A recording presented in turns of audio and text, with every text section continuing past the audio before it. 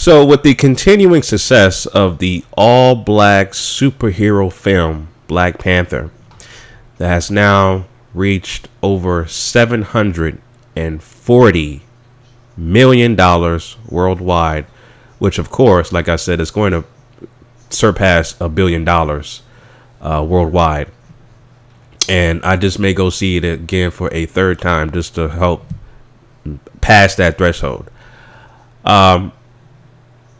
There was a panel discussion yesterday at the Harlem Apollo Theater with leading cast members Chadwick Boseman and Lupita. They were there in attendance with Ta-Nehisi Coates as the correspondent for The Atlantic. Okay. And Chadwick had an interesting take on the character he played, King T'Challa. And I'm going to read this quote here, and I encourage you guys to read this article. Mind you, this article, and it says here, it does contain spoilers. So if you have not seen the movie, don't click the link, and don't watch this video either. Okay. But those of you who have, I'll continue on. So it says here, quote, "I actually am the enemy."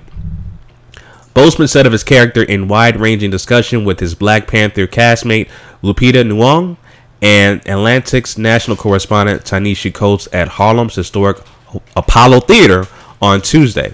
Quote, "It's the enemy I've always known. It's power. It's having privilege." Goes on to say, recognizing T'Challa's limitations as a character and understanding the personal and philosophical evolution he goes through in battling Erik were crucial to the final arc of the film, Boseman said, and the arc is one reason Black Panther has become such an instant global phenomenon, because it's a superhero movie that bucks a lot of the conventions of a genre, rejecting a simple binary clash between hero and villain, and instead focusing on the ideological future of a nation. All right.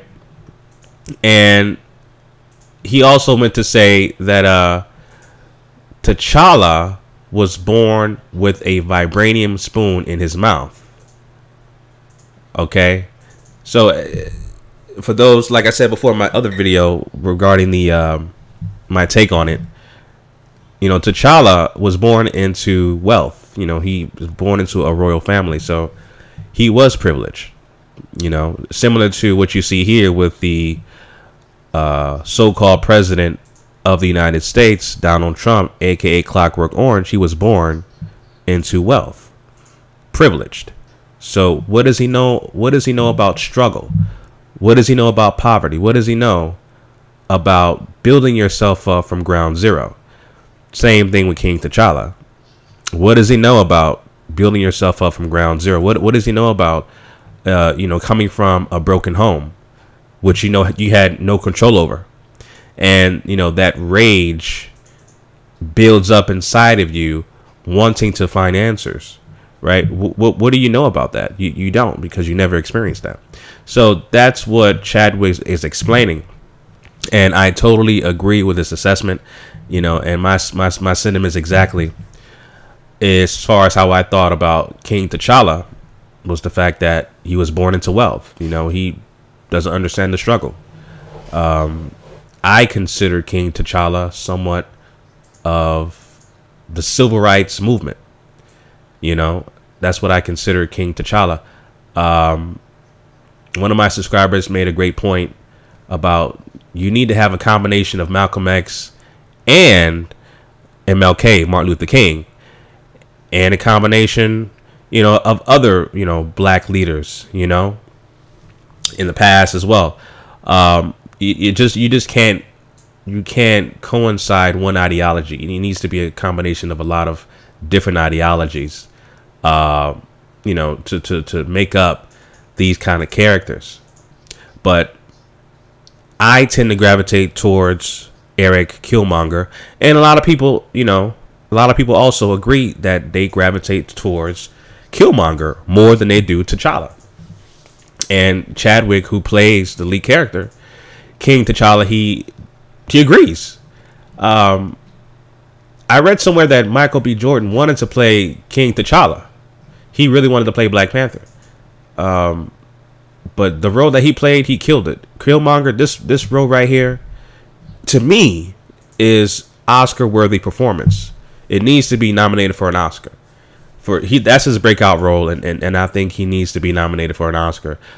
This was the perfect role. I'm glad, it wind up him playing the so-called villain, Killmonger, rather than, the superhero, the privileged superhero, as Chadwick said, born with a vibranium spoon in his mouth, which is really the enemy, that people can't relate to, right? They don't relate to people who are born into wealth, that born into a vast amount of resources, etc., right?